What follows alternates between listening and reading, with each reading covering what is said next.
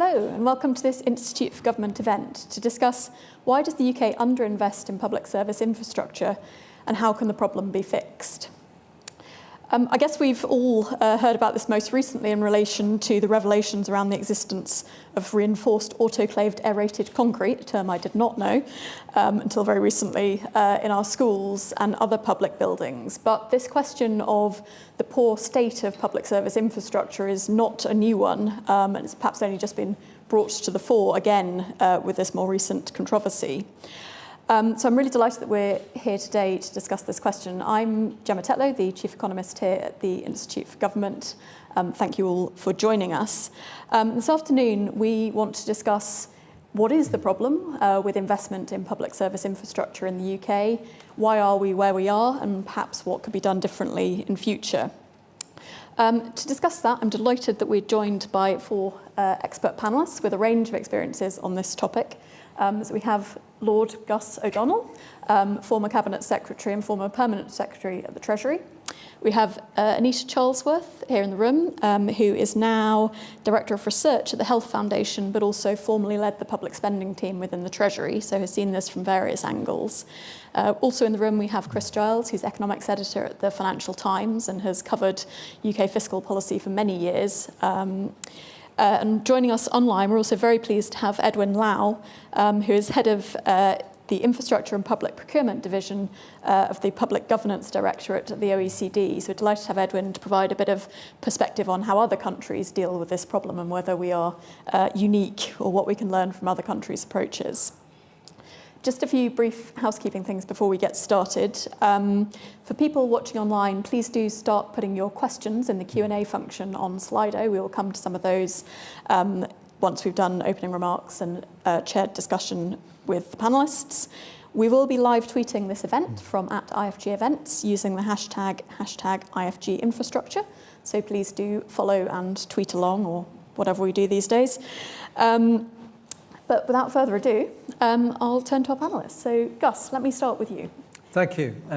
Given 5 minutes on this subject, which is quite a big subject, so I shall speak quickly.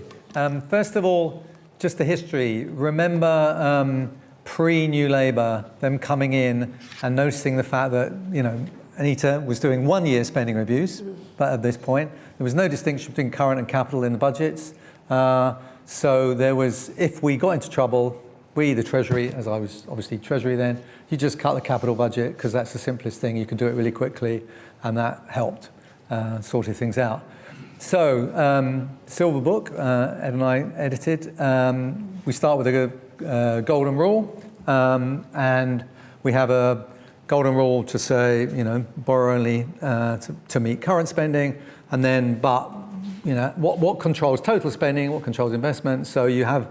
We looked around, and it's interesting how the economics then didn't give you a particularly great answer as to what the kind of right answer to this fiscal sustainability problem. There's lots I could talk about there, but I know you've done golden rules, so I'm going to be quite quick on that. Anyway, we ended up with a thing called the Sustainable Investment Rule, which was a debt rule.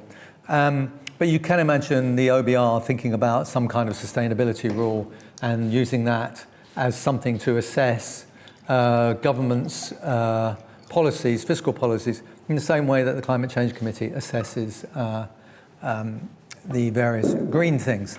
But let's get on to kind of some of the more nitty-gritty stuff. Why do we, even with golden rules, tend to underinvest? My kind of list of things, number one, well, there's no money now, and that's because we've underinvested in the past. So there's a backlog on maintenance. So you can do a lot without it appearing that you're actually improving the capital stock. You've got a lot of current problems because you haven't invested the capital to invest to solve the current problems. So you've inherited. So it's the last lot's fault, which is a really good answer for politicians. Blame the predecessors.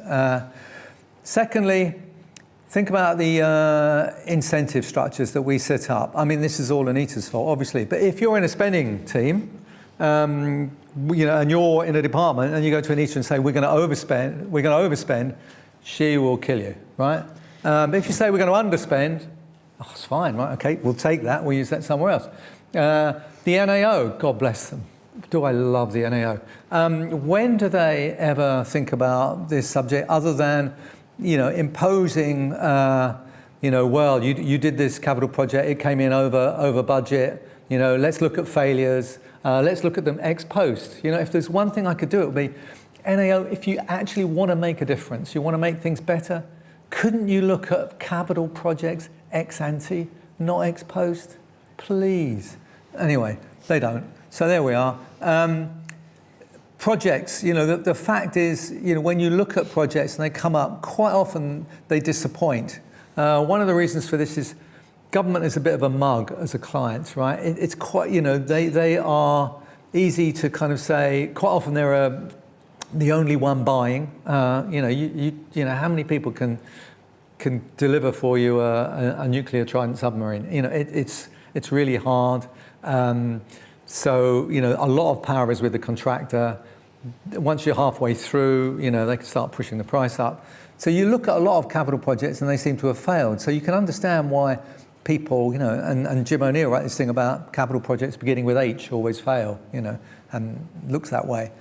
Why do we do this? And obviously, given that government in the middle can change the rules sometimes, if you're the private sector, you're going to impose a risk premium because of that. So there are lots of reasons why these sorts of things fail. And then when you think about why do we underinvest in particular kinds of capital projects, if you're a politician and you're thinking about, actually, I quite like capital projects because I get to cut the ribbon on the new hospital, the new school. So that's going to bias you towards things that you can finish. And maintenance is never going to buy you, you're not going to cut a ribbon on maintenance. So I found that politically, it's really hard to get ministers to really commit to some of the kind of basic stuff about maintenance, but they love their glossy new things, even when the glossy new thing may be relatively poor value for money. My final point is, if you actually want to get these things right, we really need to make sure that the cost benefit is done correctly in the first place. At the moment, there's every incentive on all the players in the world to make these things look much better than they are. We've got an OBR, we've got an MPC. Maybe we could have something that actually does micro for once and looks at proper cost-benefit analyses. That's my 5 minutes. Thank you very much, Gus. Anita, so possibly a bit of a chance to come back on Gus's characterisation of you at the Treasury. But Actually, I feel a dinosaur. I was quite good at spending money. So I'm going to focus on the NHS.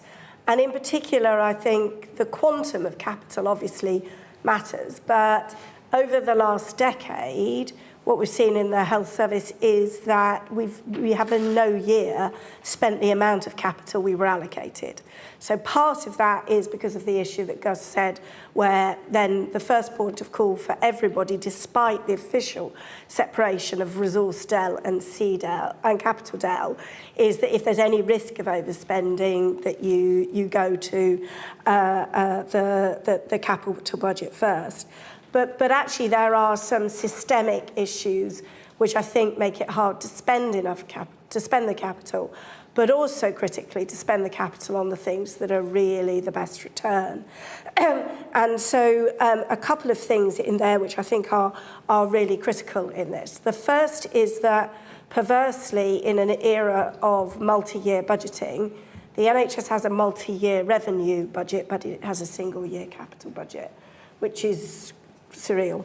And so that obviously, now actually you can probably work this out. The other thing is that capital spending by and large looks backwards at, based on the assets that you've inherited, what then is your share of the capital budget. That's the dominant feature in how you get your capital through the rules around depreciation, etc. And that does matter because obviously, building things and then not maintaining them is really poor value for money. But it does presuppose that the assets that you were bequeathed historically are the assets that you want going forward.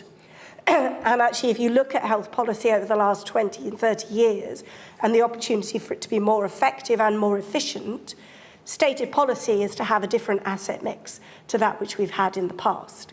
In particular, the mix between buildings and, for example, new technology, we want to change. Yeah. So, and so we strategically underinvest in the capital that we've got in, for example, IT and new technology. That matters obviously for modernisation, but it critically matters then because it's IT and technology that's almost certainly one of the big contributors to productivity going forward. The other thing we do is we say consistently in healthcare that we're a hospital-centric model. We need to move services out of the hospital. We need to have a really different offer. We also need to join up with social care. We need to have more preventative medicine. And yet we underinvest in primary care and in those community facilities. We don't understand how to shift the investment from the, if you like, the renewal and the hospital-based project into that transformative investment. And it's not clear who's accountable for transformative investment. So obviously a legacy of the sort of market reforms is that you've got individual providers with individual boards. Yeah, there are weak incentives, but some incentives for them to invest in their own organisation. But actually there are no incentives for them to give up capital to invest in something new which unlocks system gain, and how to get that kind of system to work more effectively. Neither in terms of, and to emphasise, is there any real accountability for that? So, you know, one of the challenges we've got is managers last about 2 years in leading organisations. So very, you know, they get a lot of grief and no long term. In the UK, we restructure our organisations in healthcare every few years, so none of those bodies are going through the pain. Asset sales are obviously really often really important to this. Asset sales are a nightmare to get through. Why would you try? It harms you. And then no regulator is ever asking you about the extent to which you're really effectively acting as the steward for your organisation and your system for the longer term. And there's no independent assessment of where the money is needed and where it be optimised. Interestingly, in healthcare, we do have an independent body, called ACRA, Advisory Group on Resource Allocation, that advises on where the money should go for day-to-day spending. So we have both multi-year budget and needs-based allocation for day-to-day spending, and we have none of that infrastructure in for capital investment. So it does seem to me that actually just looking at some of the things that we use and do in terms of our day-to-day spending and thinking about how we could develop those for capital would really help. And then we need to change some of the accountability assessments that regulators, both service regulators, so, you know, if you're running a system, to what extent, obviously, are you running it well today? You get really clear, CQC and others, that to what extent, actually, are you putting in place and leading the change? That means that system is fit for purpose in the future. And who holds you account for productivity? Nobody. Yeah. Brilliant. Thank you very much, Anita. Chris, you've been covering this for a long time. Why are we here? I have been covering it for a long time. Why are we here? Well, I think just a few facts about where we are first. So in the UK, we do have low total investment. So we're roughly 18% of GDP, whereas OECD average and EU average is roughly 22. So that's quite a big difference, 4 points in GDP. But our public investment isn't notably low. We often say it's really low, but we're roughly 3%. It hasn't always been 3%, but at the moment it's roughly 3%, which is pretty close to the OECD average. Clearly, there's some definitional problems about what is public. You think about a water company in this country compared with water companies in other countries, but the bigger problem is low total investment, not necessarily low public investment. There's a few things I certainly wouldn't blame, although they're often given the blame. One is accountancy rules. I can't remember how many times I've covered the move from cash accounts to accruals accounts, and that was supposed to help the problem from moving from government to whole of government accounts, I think 15 years ago. That was supposed to solve the maintenance problem, but clearly hasn't. Privatisation was supposed to do the same, because private companies would think about the long term, not the short term. All of these things are clearly not the problem, because we've tried them all and they haven't worked. I'd say the same applies to fiscal rules. This is the current fashion. It would be all fine if we had a net worth rule, and I think that's just essentially the only reason people say that is they think you can borrow and spend more with that, and that would solve the problem. But I don't think it will, because debt sustainability is quite complicated, and borrowing more, you cannot, for example, easily sell your road network unless you expect whoever's going to buy it to charge for it, and then that's no different from raising taxes, which is always what governments can ultimately do to make themselves fiscally more secure. So what do I blame? I think one thing that is increasingly clear is the costs of public investment are much higher in this country. So there's lots of studies are suggesting, particularly for big infrastructure, 2x, 3x, 5x for rail than in other countries. A lot of that has to do with land prices. So, some of it is just NIMBYs, and you have to make sure that it goes in deeper cuttings, etc. But also, we have very expensive land if we want to buy it. HS2 has had to do a lot of that, particularly in central London. That is not in any way cheap. But also, we have in our public realm massive inconsistencies. So if you go back, about 16 years to the Eddington Review of, I think, 2007, that said what we need to do is exactly what Gus says we need to do. We have to do a lot of small projects, roundabouts, things that bottlenecks, sort all those sorts of things out, and not grand projects. But at the moment, we're just trying to do the biggest grand project at all, and it's not going very well. We also have feast and famine, so we have times where it's really necessary to improve the public finances when we cut things, and then other times a new politician called Boris Johnson or someone like that comes in and says, no, actually what we really need to do is build lots of shiny new things, and when you do it, when you're having feast go to famine and you've not got consistency, it makes it all the problems Gus was talking about being the client who gets mugged, get even more difficult. But the big thing, so the long-term plans are really important. The big thing, I think, which really applies to the UK, which applies to the whole of our investment being low, is that we don't really like investment. We like consumption in this country. And it's not because we don't underinvest because we are also not consuming very much, which might apply to some countries like Germany, for example. We've run a persistent current account deficit for as long as I can remember, and if we genuinely want to invest more, we really have to consume less, and that is very, very difficult in this country. So the one thing I think we need to look hard at ourselves, and not necessarily just at governments or officials, is thinking about what sort of country we want to live in, and if we want it to be better in the long term, that means we have to make some sacrifices now. Thank you very much. So Edwin, let me come to you last. So we in the UK have been obsessing about why is our public service infrastructure so poor, and as you've heard, concerns about failure to maintain the service infrastructure that we have, repeated governments underinvesting or planning capital spending, then raiding it to use for day-to-day spending. Are we unusual in the UK compared to other countries? Do other countries manage to get a better balance between spending for future gain versus immediate benefit? So thank you very much. Picking up on Chris's point, I think that the issue of investment or underinvestment is now a particular one for the UK. In fact, we see a cumulative gap of about 18 trillion investments required between now and 2040 to reach the sustainable development goals. So this is a big problem, and it's one that the G20 Infrastructure Working Group has been grappling with to try to fill that gap. Of course, the focus there is mainly on the developing and emerging markets, but we know that even for OECD countries, there continues to be a significant gap.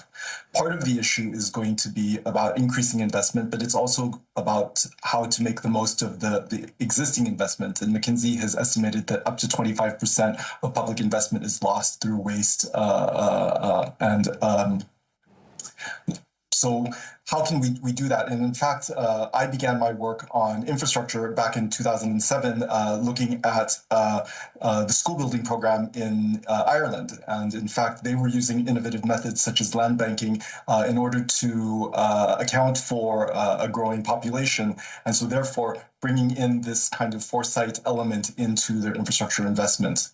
And so I think that gets to the point of how we need to find innovative solutions and we don't want to stifle them. And so, in fact, RAAC at the time when it was introduced in the 50s and 60s was a type of innovation. And I don't think that people really, at the time, yes, it was a cheap alternative, but did not really know that within 30 years or so it would start to degrade. So what we need to think about is how do we allow these types of innovations to take place, while at the same time, in particular, when there's a health and safety dimension, making sure that we have the appropriate accompanying risk management and monitoring tools to make sure that we understand what the impact of these untried approaches is. I think that what we're seeing is growing amount of new and innovative approaches, such as digital twins, using asset management data to be able to better predict the life of the assets and how it is going to change over time. And I know that the UK National Infrastructure Strategy does take some of these things into account. So the question is, why isn't more of it being done?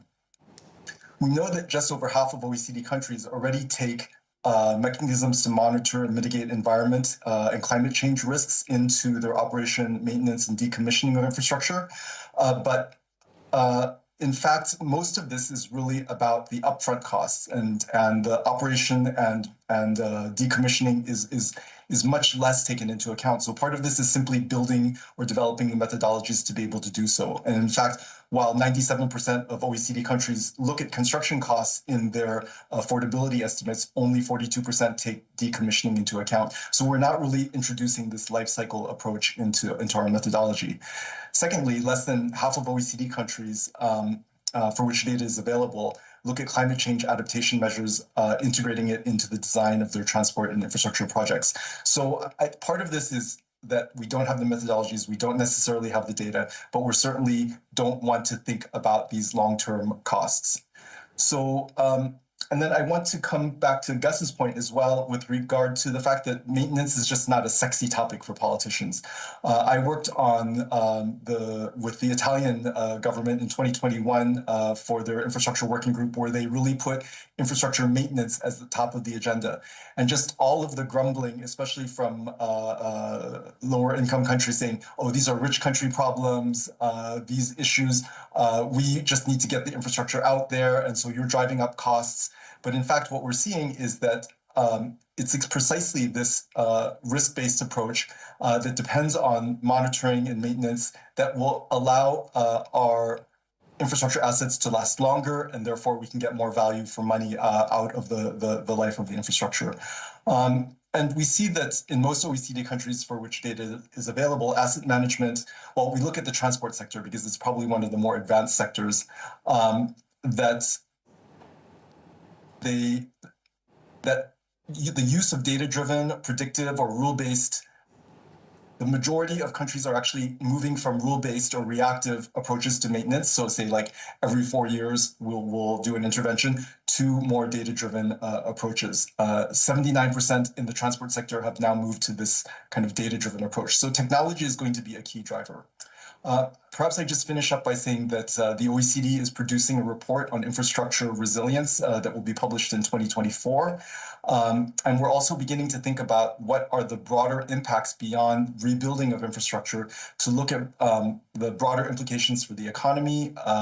So, for example, on the supply chain during COVID, or else even on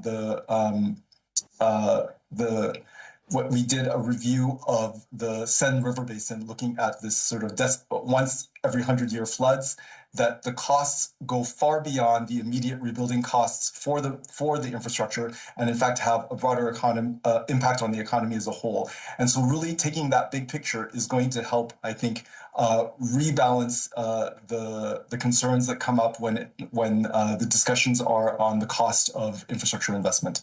Thanks very much. Thank you very much.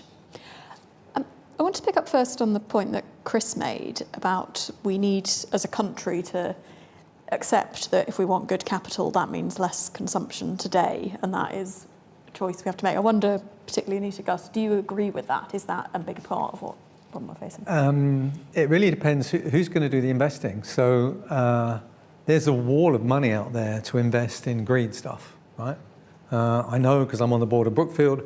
We've just raised, billions and billions to invest in green infrastructure globally.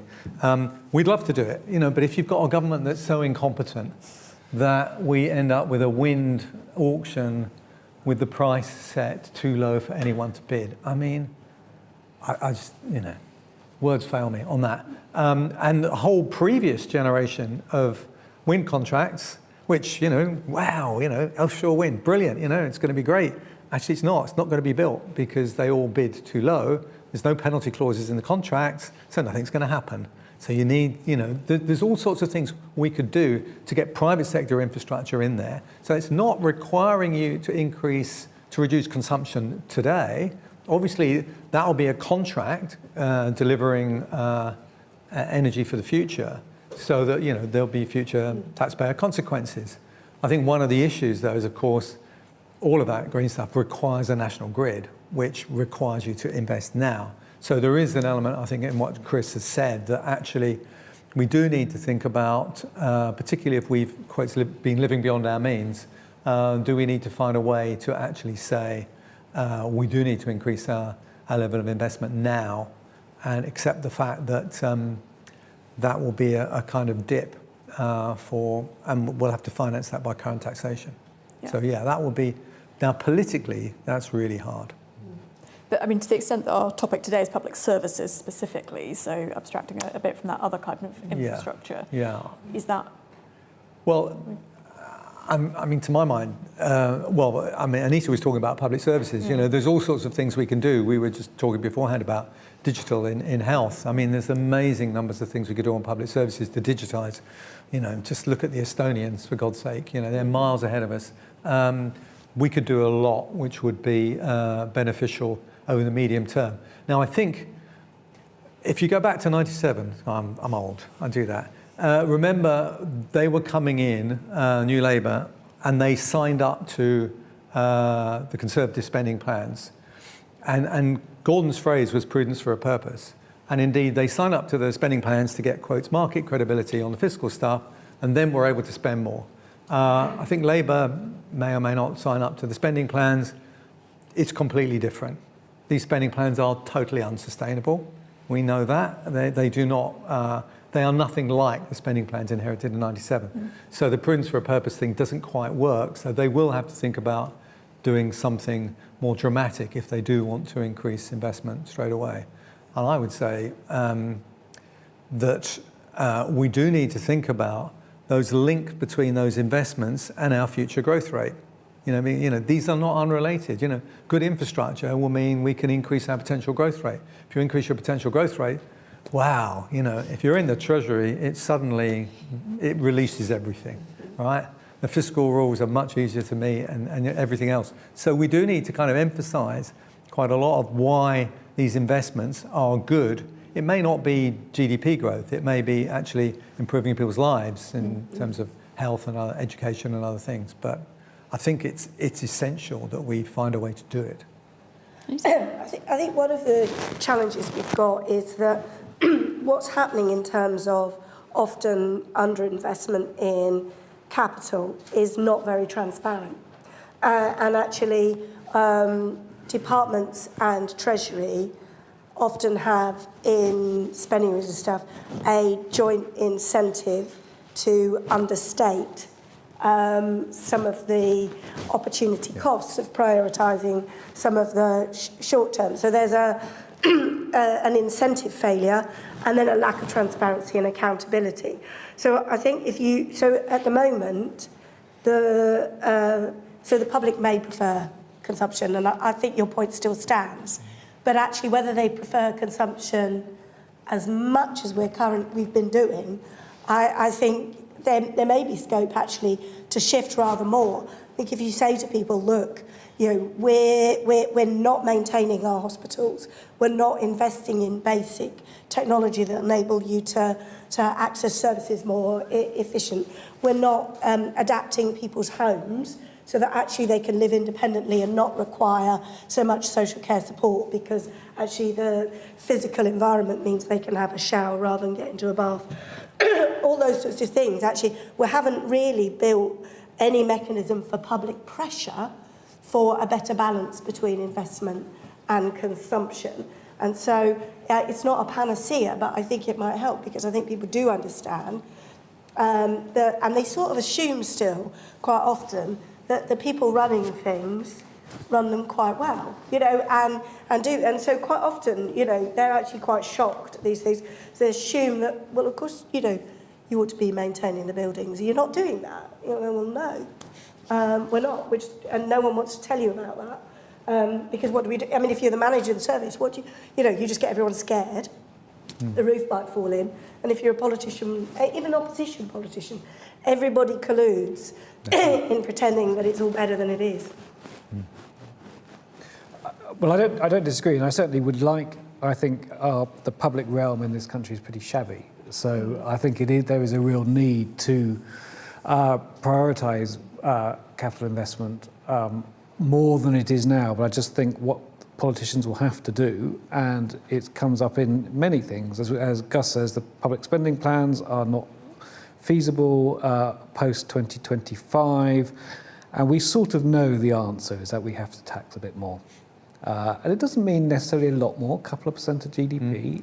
It will be noticed, don't pretend it won't be noticed, it will be noticed, but that is what we are going to have to do. And if we want to have, and then we have to just take and then just accept, if we can get it to be reasonably accepted on all sides of the political spectrum that we want to make the public realm a better place, then we want to sort of take the politics out of a lot of these things, because just keeping your hospitals that the rain doesn't come through the roof is pretty basic, and it's not really something of high political art, I don't think. So that's just, I think, where we have to get to, and I'm not the right person to say how we exactly get there, but the best politicians should be able to do that. So in an IFG report that was written by Sam Friedman and Alison Wolfe earlier in the year, they picked up on the fact that we may now actually be at the point that one of the things dragging on NHS productivity is actually the poor quality of the buildings that staff are trying to operate in. And actually we're throwing so much money into employing more staff, but they can't work very effectively because of the conditions they're in. Do you think that's a broader problem across public services? And is there a way of understanding better those interactions between the quality of the capital that you're working with and what your staff are able to produce in the way that we set spending to actually try and get a more appropriate balance? I certainly think the digital transformation agenda is a really important cross-public services issue. And obviously we had our fingers burnt so we're not very good necessarily at building railways. We've also had some really quite big false starts in attempting to digitise some of our public services and being good purchasers of that. So, all those issues are very real. It's also quite a challenge because to get the benefit of digitisation, you tend to have to do a couple of things, yeah? You get real benefit when you do it at system level, yeah? So things like interoperability, actually it isn't something where lots of little pilot projects and everyone going on their own delivers unlocks the real game-changing. And then often you have to get the really big savings, you then have to do channel shift. And you actually have to, rather than proliferate channels, you have to close down some channels, yeah? And so digitisation is undoubtedly really critical to productivity, also actually to quality improvement. It unlocks new potential in things like healthcare, for machine learning and AI and stuff, which also unlocks quality, and you've got this huge asset there. But realising that benefit is both a funding challenge, a managerial and technical challenge, and a really big kind of procurement challenge as well. And then overlaid on that is that actually, all the issues about the failure to communicate the real benefit of digitisation and the fears about data security and all of those issues. So it's a really big agenda, I think, to deliver on that, of which money is part of it. But that, we spend a huge amount of public money on people doing manual processing, and also almost all of the big quality failures that we have across our public services are the failure to communicate information, the failure to share information, the failure to understand and act upon information falling between the cracks. But people assume that you are doing that, but it's all paper-based and fragmented. I would just absolutely, completely agree with all that. The one bit I'd add is, whenever we think about capital in the public sector, we think about roads and stuff like that. We don't ever think about social capital, for example. We don't ever think about communities, what the charitable sector can do, and we just think of it as, we need to build another road. And when you look at the way in which we've allocated the money, it turns out that's exactly what's happened with the Levelling Up Fund and all of that. It's gone to basic roads and stuff like that, when actually there's lots of other things which probably have quite a much higher rate of return. But I wouldn't worry, maintain the buildings, but I don't think you're going to get a massive productivity gain by changing the buildings. We're working from home now, But I would say improving the digital infrastructure that's where I put the money now. Edwin, I could see you nodding away as Anita was talking about digital transformation. Is anyone managing to do this well, this whole-scale transformation? Yes. Well, so I wish I could say yes. But what I recognize a lot of the issues that Anita is mentioning with regard to the challenges of digitalization. I think what is interesting in the infrastructure sector is that these are observable assets. So while it's important to have good administrative data, we can also use satellite imagery. We can also use sort of heat sensing equipment to look at the quality of the state of the quality of our infrastructure. And we should be using more of that to get immediately to the outcomes, the desired outcomes, to monitor the quality of infrastructure. So we call this infratech. And I think that this is something where there are some low-hanging fruit that could be gained by just improving the monitoring of infrastructure. First of all, I think that's the first step. But then the second step is really going to be updating our legislation so that it allows us to be more agile in how we manage infrastructure in order to, once again, be more proactive and less reactive. Right. Thank you. I'd like to come now to questions from the audience. So please put your hand up if you've got a question. I'll take a batch of a few. Come to Martin. I'll take the gentleman on the aisle. Take those two first, and then I'll see who else. Martin Wheatley, I worked here for a bit, and then I did some work for the Commission for Smart Government on government financial management. And back in ancient history, I too worked in the Treasury and public spending. Chris touched on it, but I'm slightly surprised the conversation hasn't had more to say about the phrase balance sheet. It's very striking to me when I was researching for the Commission on Government Financial Management, talking to people doing financial strategy in major corporates. It's also clear to me, as someone involved in managing housing not-for-profits, that you live or die by your balance sheet, really, in large parts of the corporate world. And certainly housing associations I'm involved in, if we didn't take care of our balance sheet, we would fall over very rapidly. Lenders are massively interested in our balance sheet, whether we have good quality balance sheet information and how we use it, and things go well or less well for housing organisations as a result. So Chris touched on it. Yes, we got hold of government accounts, but this sort of information seems to be sort of locked away in the attic and no one's interested in it. So the question for the panel is, does it matter that the government is so uninterested in its balance sheet data? And what can it do to get better at interpreting and using that balance sheet data to guide improved decisions? I'll take a batch for a few and then we can... Hi, I'm a student at UCL. I'm just wondering, based on not just like NIMBYism and thinking about like HS2 and Michael Gove's Cambridge plan, but also in incidents like Croydon and Woking borough councils and their overspending, are local governments too powerful and potentially have too much ability to build stuff poorly and block stuff, or are they not powerful enough? Great. Actually, I'll add to that one that's come in online, which from Graham Pendlebury, who said more focus on maintenance and small schemes would require more devolution to local and regional authorities. Do you see the prospect of that happening? So to put the other side of that. Great. And come to my colleague Nick, who also had his hand up in the first round. Thank you.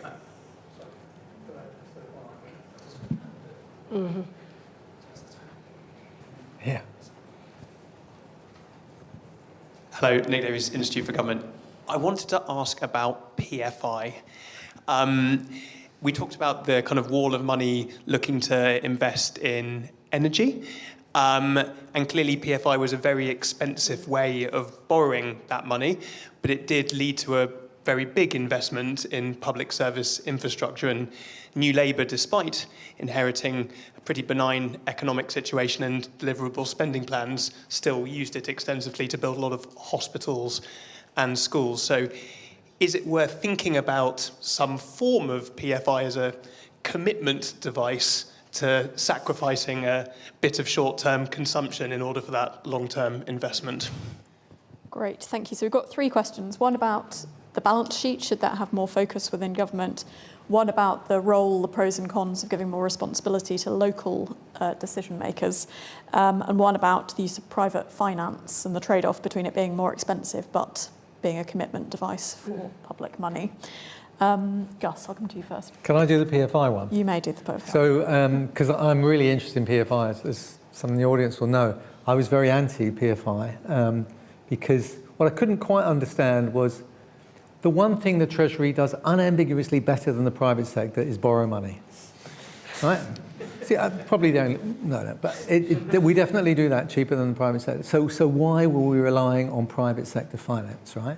So in that sense, I think it's a bit bonkers, and I always did think it was a bit bonkers.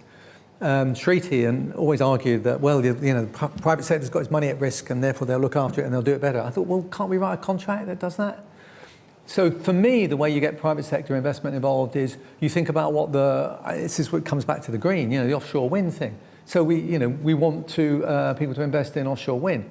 Well, we set up a regulatory regime, set up the right regime, and then we get the private sector to bid for, who can run it at the lowest cost, which is how the whole wind farm stuff took off. So you can do these things. I think we have to be smart about the way we do it. And I think most of the original PFIs were a bit of a mug's game. They were exploiting the fact that we would, the Treasury building itself is an example which was pretty expensive and expensive borrowing. So I think we can borrow a lot, but we should think about what the private sector is really good at is running projects. And if you can't write the contract, set up the way in which it's going to be run so it works best. So that's what I'd say on PFI.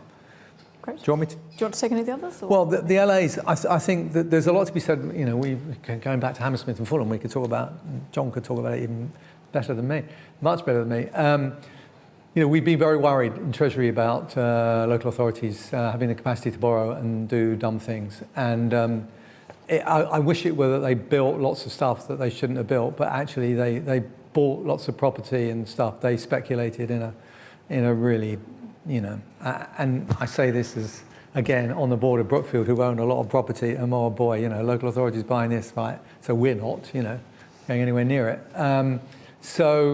I think, yes, to local authorities doing, devolving more things when we can do it sensibly within a structure, but we do need to make sure that they're very well advised on how to do this, and they don't go in for, we think we can outguess the market and what's going to happen to property prices. I mean, that's I think, pretty dumb. And balance sheets, trying to get governments to focus on balance sheets and trying to get good data on balance sheets. I'm spent forever trying to do this, and where do you draw the line? What about natural capital and all the rest of it? You can go broader and broader on that. So I've kind of, in theory, they're absolutely right. In practice, I've never found ways to get politicians really focused on balance sheets. In a sense that if you're a private sector company, you have to. You don't in the public sector. We live with unfunded pension liabilities that are massive. And you talk to chancellors about putting them on the balance sheet, and they laugh at you, right? Because it's huge, and it makes the finances look horrible, and say thanks very much, Gus, and off you go. You know, they're not going to do it. So I kind of gave up on balance sheets. Anita. I wanted to argue, I think, to both points actually, about the importance of almost like regulatory intermediaries. So I think the local government tale in part is really cautionary one for the loss of a body like the Audit Commission. I don't say the Audit Commission was perfect, but actually if you're a local citizen, I mean, you know, theoretically you're relying on political accountability, but political accountability obviously depends on good information. And often good information is lacking. So one of the ways in which we improve our focus on the long term, that we improve the quality of our decision making, is we try to ensure that we create bodies that take data, that improve data, and then they take data and neutrally explain what the implications of some of that is in order to inject that more into the political process. So I do think with things like the balance sheet, it's actually quite difficult to get politicians directly interested in that. But the interesting question is, what's the role of organisations like NAO, etc., in providing much more meaningful understanding of what that is, and then parliamentary scrutiny, and the role of public accounts committees and economic affairs committees in the Lords, particularly probably the Lords, and also the Commons. I'm looking at Norman Warner, his job for the, you know, this is the sort of thing that the House of Lords is really importantly, but strengthening that and empowering people so that knowledge is there is really important. I'll just say one thing on balance sheets. Martin asked a very good question. I think on a very, very macro level, when you go to the sort of the whole balance sheet, you sort of start getting into really rather esoteric things. So the biggest asset government has, long-term asset, is the ability to tax people in future. I mean, how do you write that down? I have no idea. But on the micro level, I think it's really important, and you ask a very good question, and how to get people interested. Maybe some other countries have had some real success in managing public assets and then flogging them, where they thought they didn't have a lot of value in them. Swedish forests and things like that are good examples of this. Yeah. So that might be the way to get politicians interested, that the government owns a lot of stuff still, and if you could manage it well and see where you could generate value, where it's not generating value now, that could be an alternative to taxation, ultimately. Not a big one. I'm not suggesting this answers our big questions, but helps in the short term. Edwin, do you have anything to add on these questions? Sure. I wanted to address the issue of devolution. I think it's important, but it needs to be supported by independent advice. And oftentimes there's a capability gap at the subnational level. And the other issue, which we're finding more and more rising within OECD countries, is how we conduct public consultation. And someone mentioned NIMBYism earlier. And what we have to ensure is that the public consultation mechanisms, which are necessary and important, do not become a tool to protect vested interests. And especially with the climate transition, there are a lot of property interests which can use these processes to hold things up, when in fact we need to maintain the public consultation at a policy level in terms of thinking about what the needs of the country are. And I think that that is something that comes part and parcel with the role of the subnational government. And I think that just requires a shout out to our civil servants and how we need to ensure that we support their public sector capacities. The discrepancy between public and private pay in this sector is enormous, and yet we're asking people to manage value for money, to design contracts, to ensure that there is not improper renegotiation of those contracts. So the stakes are enormous. And I'm not sure that there's the proper preparation for a fast-changing environment, in particular with climate transition. Great, thank you very much. So we've got a few more hands in the audience. I'm trying to think you had the hand up before. So I'll go to the lady at the back first, and I'll take one at the front. Thank you. I'm not a politician, so no offense to anyone. But I do have a background in macroeconomics and have had experience on 4 continents. And I love what you said about communities. I think when, for instance, you build in a macroeconomic model on which to make a policy, the variables that you use and the school of thought are very important in the output that is going to come out. So if you don't have intersectionality in interpreting the data, and the output is going to be a problem. And I see this, especially in Britain, as we get more and more polarized, that things like health and education, which really support the country and takes a lot of money, becomes more and more polarized, and therefore you need more and more money to change the situation. We can, I'll just make this point on health. We can talk about digitization, but when we talk about digitization, the boroughs that really could benefit from primary care, etc., they're not going to benefit from digitization because they don't even have access to digital things. So it's going to benefit a certain group of people. And then when we talk about AI, how is the data going to be cleaned? How is it going to be interpreted? So we're going to get even a much more polarized thing. In a few years down the line, we're just going to go back, as has been said, and try and repair it. So the way I look at it is, let's have a more intersectional decision-making group at all levels.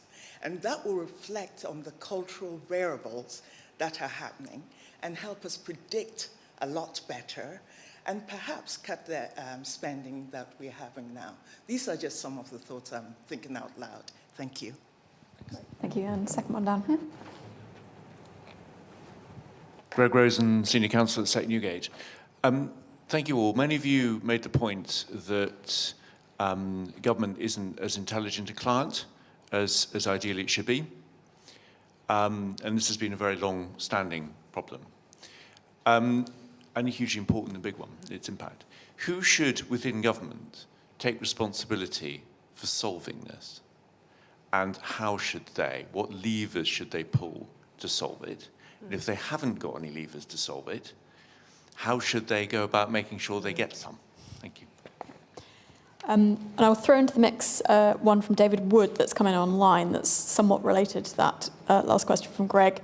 So David Wood says, this has been a great analysis of the issues, but why are we so incompetent at dealing with these? To what extent is this a problem of a fundamental one arising from democracy itself, and to what extent is it a lack of leadership in the right places, which I think is a similar question. So, Chris, can I start with you, please? I'll take just the last one. I think fundamentally, ultimately, it's democracy rather than leadership. I don't see the civil service as being fundamentally bad. There's obviously some problems about sometimes people are not experienced and haven't been in their jobs a long time and they switch around, but actually the civil service is generally, I think, pretty good. Whether they're good at doing contracts, though, I mean, I think I'll leave that to Gus and Anita.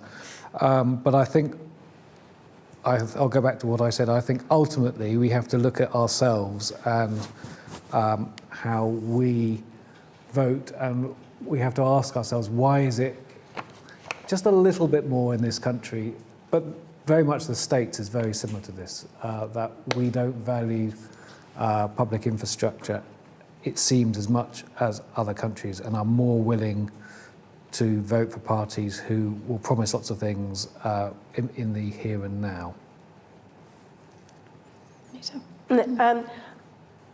On that question, so there are decisions taken, obviously, at civil service level, but I work in the NHS, and then an awful lot is then devolved down. And I do think the permanent reorganisation of some of those institutions doesn't help at all, because you know, by and large, these sorts of projects take a very long time, which then also comes back to the extent to which we focus on the big set-piece projects, which are inherently harder to deliver, versus Gus's point that actually, if we did lots of smaller projects, we might de-risk quite a lot of this and have more impact. I guess to the point made about, there are a couple of things which I think I want to say about that. I think you raise, and Gus hinted at, a really interesting question about what constitutes investment in a modern economy, and whether or not our way of thinking about investment has caught up with what is the nature of the assets that we are creating and degrading at different times. And climate is one. I'm just about to publish a piece with some colleagues at Demos arguing that actually prevention spend suffers from exactly the same challenge as classic infrastructure capital spend. You know, the New Zealand model of the 4 capitals, thinking about your social capital, your human capital, your natural capital. I mean, intellectually, that seems, and understanding how these things interconnect, that seems more intuitive. The other point you raise, very importantly, is the extent to which digital and AI can deepen inequality, and I think this is a really important question. And I think one of the things that's really important there is to think, at the moment, the state is providing very little leadership, a very little role in this, and we are receivers, essentially, and responders to an international market in these things, which is being governed by commercial imperative. So you look at all the wellness and well-being sort of sector and things like that. And to what extent do we get in and shape that? So the extent to which we're regulating the process and thinking about regulation of AI algorithms and who's in there and all of these sorts of things, because we're making really big and profound decisions, in a very unstructured way at the moment.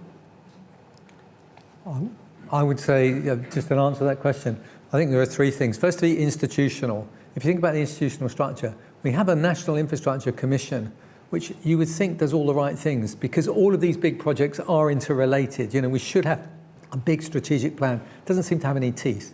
You know, it will come out with its thing in October, and will that guide the way, there'll be a new strategic plan.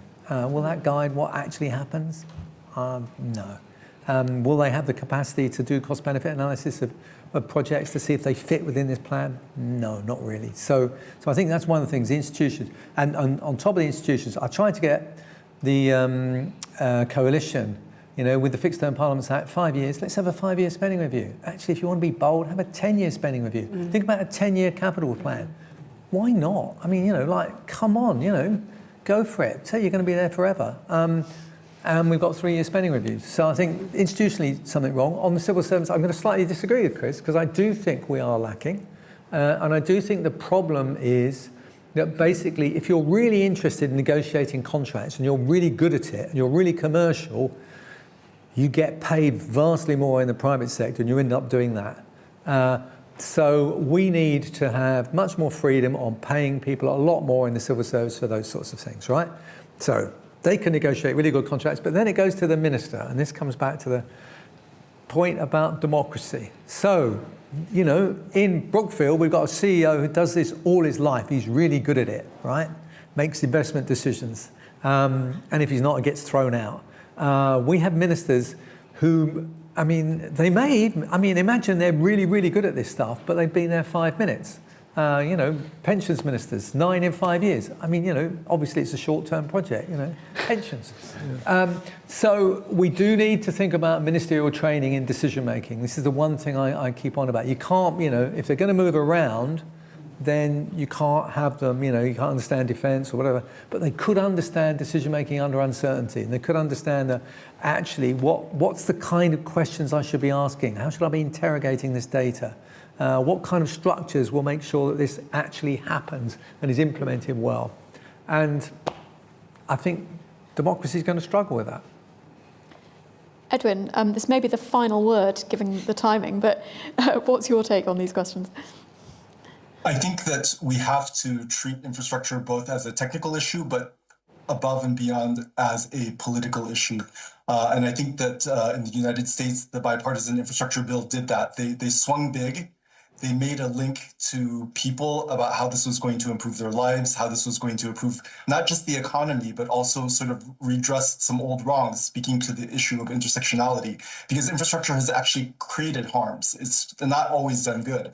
So by really speaking to people about the role that infrastructure plays, a central role in the quality of their lives, in fact, that investment, political investment, has led to a whole number of changes in how the United States invests its infrastructure spending. So now they have a White House infrastructure coordinator, Mitch Landrieu, who's helping to do all of this coordination. I think that if they had started with that, without that big push, political push, they never would have gotten as far as they did. So I do think that leadership is an important component here. Thank you. Right. Thank you very much. And I'm sorry, that does bring us to the end of our time. And apologies to those in the audience here and online who we didn't manage to get to your questions. I think it's been a really interesting discussion. We're going to carry on thinking about this topic here at the Institute for Government, so look out for some more stuff from us on capital spending. But please join me in thanking our panellists, Gus, Edwin, Anita, and Chris.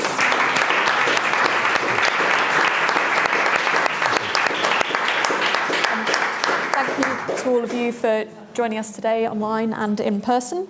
Our next in-person event here at IFG is not until the 17th of October, when we have a keynote speech from Lord Evans on upholding standards in public life. But we do have a very full party conference programme in the meantime, so if you're coming up to Manchester or Liverpool in particular, please do come along to some of our events there.